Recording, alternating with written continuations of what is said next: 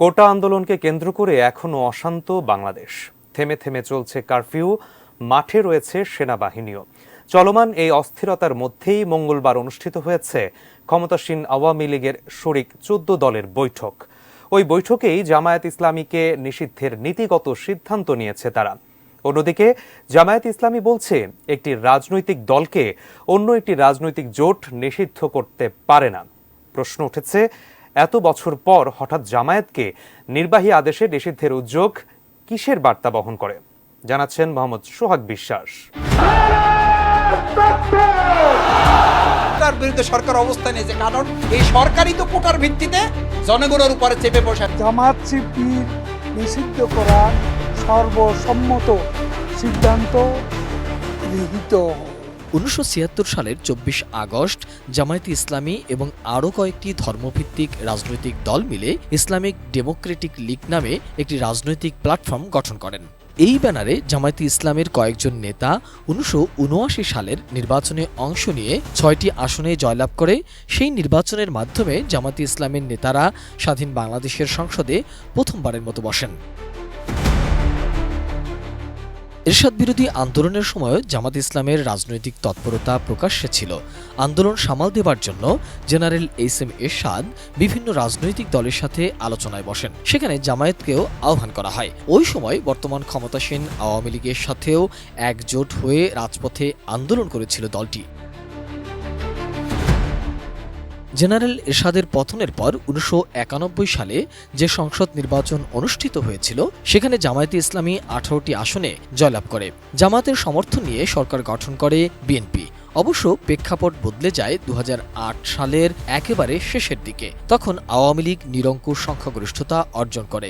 এরপর নির্বাচনী প্রতিশ্রুতি অনুযায়ী ১৯৭১ সালে মুক্তিযুদ্ধের সময় মানবতা বিরোধী অপরাধের জন্য অভিযুক্তদের বিচার শুরু হয়। এরপর থেকেই এই দলটি কোণঠাসা হতে শুরু করে।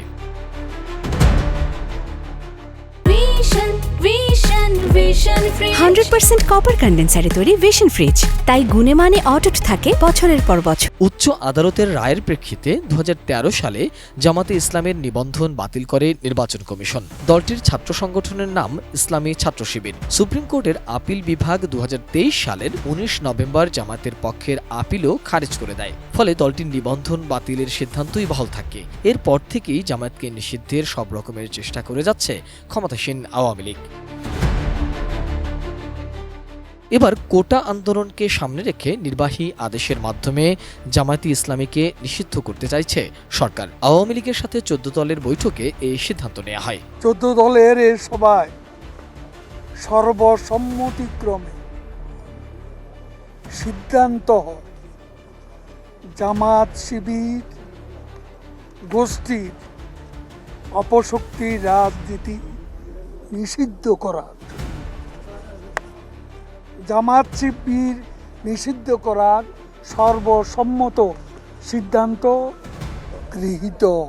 মাননীয় প্রধানমন্ত্রী আমাকে নির্দেশ দিয়েছেন, এটা ঠিক যে আগামীকালকের মধ্যে একটা ব্যবস্থা নেওয়ার, এবং আমি আশা করি আমি কিছুক্ষণ পরে মাননীয় স্বরাষ্ট্রমন্ত্রীর সাথে বসব এবং সেইখানে আমরা সিদ্ধান্ত নেব।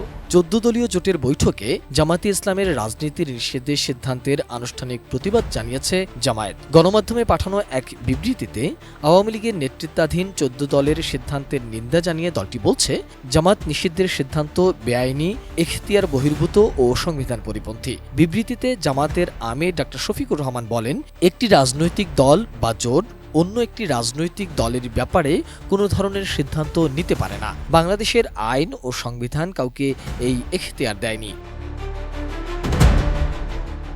কোটা আন্দোলন নিয়ে যখন দেশ বিদেশে নানামুখী আলোচনা সমালোচনা শুরু হয়েছে, ঠিক এমন সময় জামাত নিষিদ্ধের এই বার্তা এখন সব মহলের আলোচনায়। মোহাম্মদ সোহাগ বিশ্বাস, এটিএন নিউজ, ঢাকা।